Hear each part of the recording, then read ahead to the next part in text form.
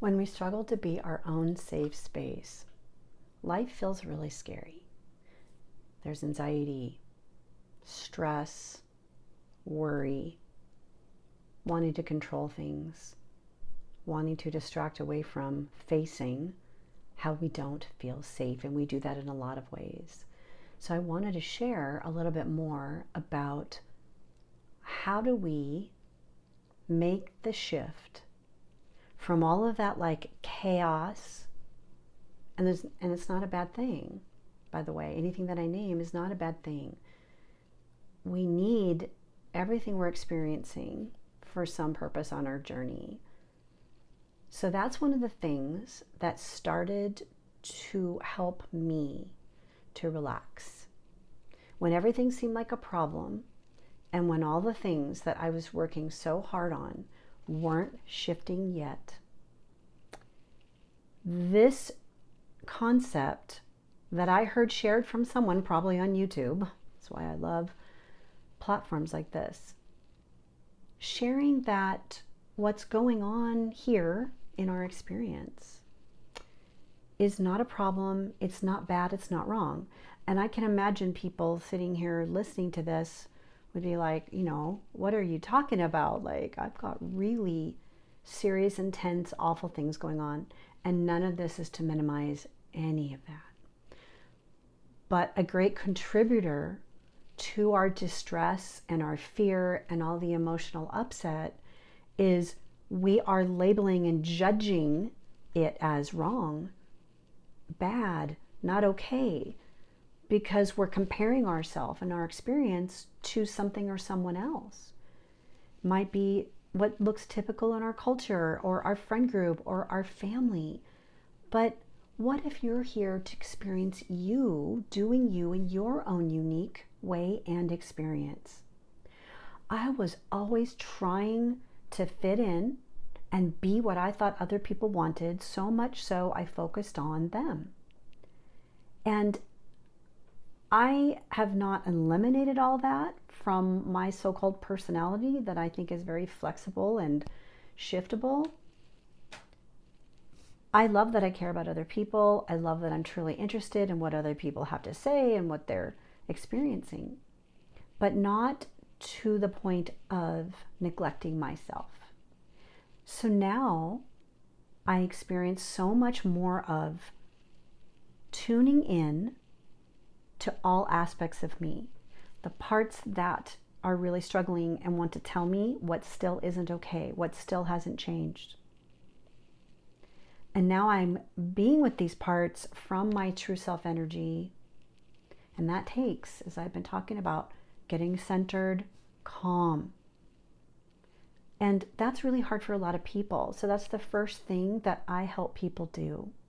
Without that, we're not going to solve any problems. Even if we take the step back and part of us, can believe and know there aren't really problems, there's experiences and we're working through some things. And then life will feel so much more rich and exciting and joyful because we got to experience the contrast of when it wasn't that way. But it can be it can feel impossible to get to that calm, homeostasis, like grounded, easeful experience in the physical body and accessing our higher consciousness. But this has been the key aspect of what has been shifting my reality of being me. I have a part that loves to do. She loves to take on problems and solve them, but she only knows how to do that from a certain set of experiences, knowledge, and awareness. She can do research and get new ideas, but she wants to do it all by herself. So one of the main things I want to share in this video is about the shift from pushing, striving from that, whatever it feels like, hard work, gotta figure it out, and believing in yourself along the way that you can do it, but you don't have to do it alone. And alone in reference to our parts where that one doer part isn't just out there alone doing it from the mind, from the intellect, or from experience. Like sometimes we're trying to recreate things that have worked in the past, but what if that's no longer serving us anymore? We expand in our experience as a human being every moment of every day. It might not seem very obvious. And where we can truly come to really notice our expansion is when we cultivate this quiet, centered, connected space. This is what I offer in my beingness here for you. I cultivate it from that space within myself. I don't have a bunch of to-dos to tell you. There are definitely practices that I use, that I teach, and they work. They really work. But the key is the consistency, because it's in the remembering of all that you already are. You don't need to change yourself. It's about accessing more of yourself, your true self. Just notice if this feels like truth for any part of you. The true self already knows all this. Like that soul energy, it's guiding us all the time, but we're not hearing it. And if you just cringe at the idea of getting quiet, that's where it's really helpful to have a guide. You can learn to do all of these things for yourself, but with all the loudness, the stress, it's a very, addictive isn't quite the word I want to use, but it makes a point to describe this. There's an adrenaline rush happening in the body when we're struggling, when we're in the problem, searching for the solution. And deep down, there's a part of us that gets a lot out of solving the problem and going, oh, see, I did that. Nothing wrong with any of that. We just don't benefit from that running all the time. So when you have a guide, you can have someone hold a space for you energetically, especially, I feel like, with a heart-centered connection. Heart energy connects to heart energy, even at a distance. I do a lot of my sessions online, live, and there really is no separation. And I know all the years that I've worked with coaches and even therapists, when they held a space for me, knowing I'm more than okay. I'm a beautiful human being who's hurting and struggling. And especially when I started working with people that were no longer going to validate and focus on the story of what had happened. There is a need for that at times in our journey. I feel like that's not helpful for me anymore. I don't want to talk about my stories anymore. And when my clients do want to focus on story, it's helpful to name it that first time. But I don't meet with them either as a therapist or as a spiritual coach to just let them for an hour talk about how awful the thing was and how they feel. We want to do that, but from a loving awareness with their true self energy and mine being there as well. So this creates such a different experience. I've heard so many people describe years sometimes of doing the work in different ways. And they have more cognitive, intellectual understanding, but they don't feel any better. In order to feel better, we have to embody, we have to be who we are. We have to experience that. And that's challenging when we're lost in what all the parts are telling us about. We got to be enough. Maybe it's a critic coming in. Maybe it's a controller that every time you do have the idea, it'd be great if I sat down for a few minutes and checked in with myself, and before you know it, you're working on other things. That can still happen to me, but not for very long anymore. Sometimes the idea pops in because I just like to be really real and genuine with people that I don't have my stuff all figured out, but I've moved along in my journey to where I have a calm, grounded, peaceful, loving presence that now I can invite people into. Because if I were all wound up and running off, if I was in my to-do part right now, you would so feel it differently. It would be so different. So I don't make videos if my doer is there. My doer might be like, oh, we really should make a video. I don't all the time feel like it, because my doer is like, well, let's also do other things. So I use practices just like what I guide people to, in a way that works for them, to connect with my true self. I even make my own guided practices using voice record with my own voice. And a lot of people don't like their own voice, but I'm like, I'm talking to myself, which is a different experience than someone else talking to me in a guided practice, which I also love to do. But now I just have more consciousness and intention and taking action, because that's the piece. We have to take action to change the pattern that's running, the pattern of the parts going and going and going. So if any of this resonates for you and you're feeling stuck, I want to invite you into the possibility of reaching out to someone like me or anyone that will help you. There's so many options and we feel so alone. It can be done individually, one-on-one, and groups are also wonderful. Groups are very powerful when you come together with a group of people.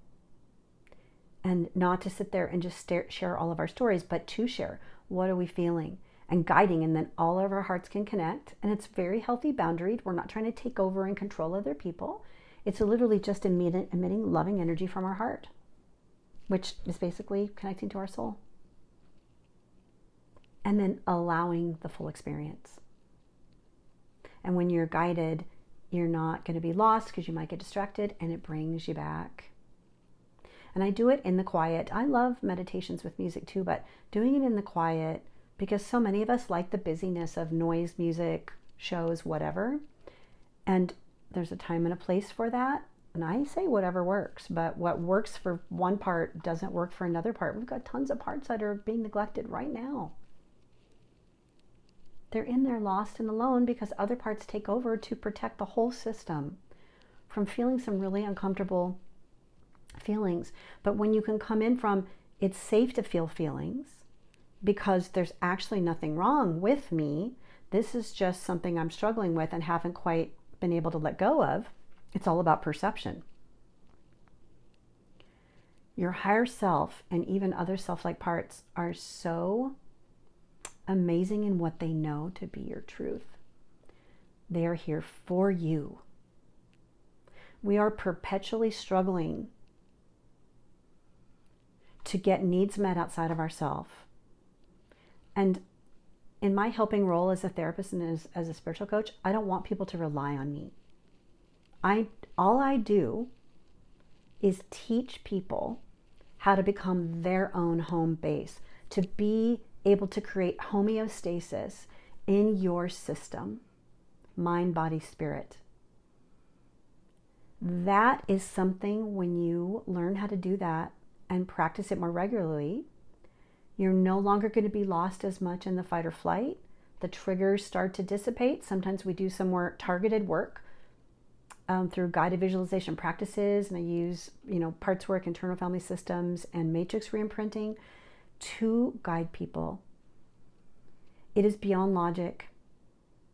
Every time I have a guided session, or I do for myself too, because I'll receive that on my end from others, but when I guide a client through this practice, and it doesn't get experienced every time in this way, but very often when they are connected to their true self, they can see and sense and hear in whatever way, parts of them. They always describe what's beyond describable. They'll say things like, I can't even believe what I just experienced. I can't even explain it. Couldn't explain it to anyone else. And you don't need to, because it's precious just for you. But it's with like visualization and intention.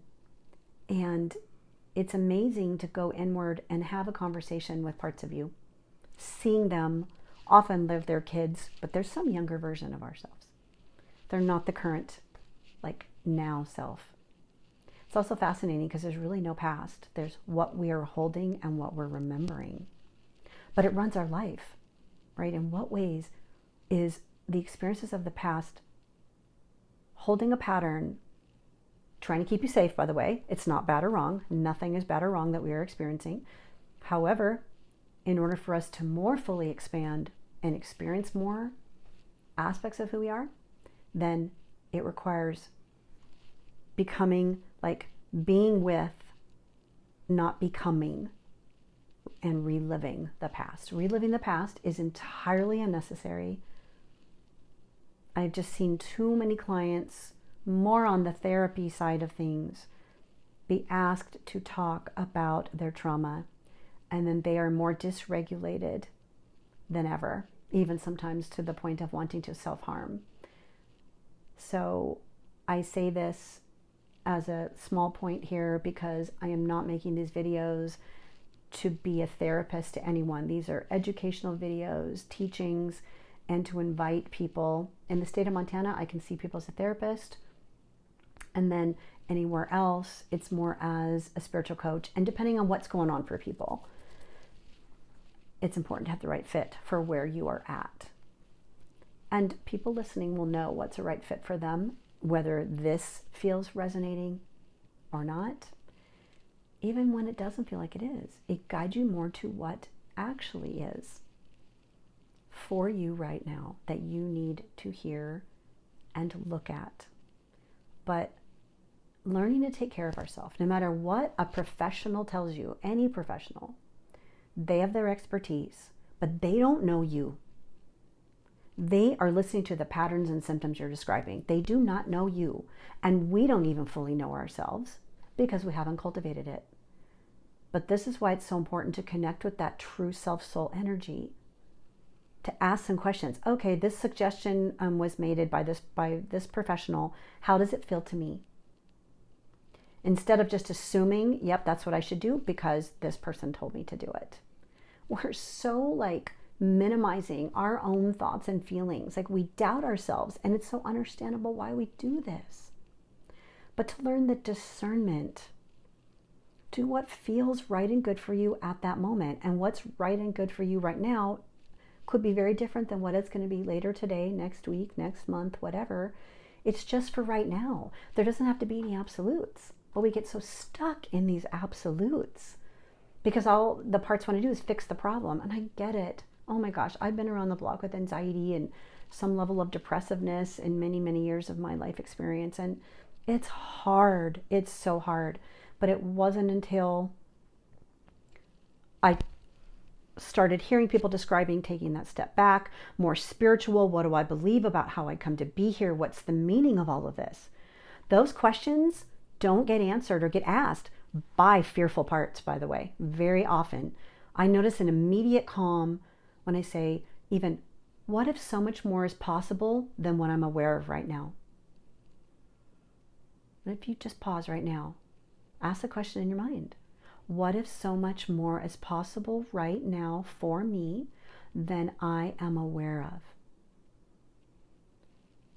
That often stops thought right there, because it's not the type of question. You can get answers to that question, by the way. You might get it right now. You can be having a journal. You could just go about your day, and you'll start to be shown by your higher self, universe, however all this works. And it's so expansive. And it will stop the parts in their tracks as far as, like, they think they know what's got to happen now. And they know lots of things. So please know, we're not saying to have the parts go away. We just want to have them turn down their dials so they're not at a level like 10 out of 10 all the time. And when you do decide, oh, I know how to do this thing, like making videos. Well, I don't need my higher self to go show me how to press record and do all these things. Like, I'm using my mind and even other parts of me right now to speak from this grounded, connected space that I feel called to do. I know there's so many of you that this is what you need to hear. And I know because I'm here doing it, and we're all connected. We're all connected. There's no separation. If you're in fear, you feel separated. So whoever this may have spoke to today, I really appreciate you being here. And I invite you to consider you are so much more than you realize right now. And you can experience more joy, happiness, ease, peace, whatever you want. It is all possible, but we just take one step at a time, doing something different towards the direction of acknowledging other aspects of us from this loving awareness of the true self. Thank you so much for listening. Please reach out if you'd like to connect with me directly.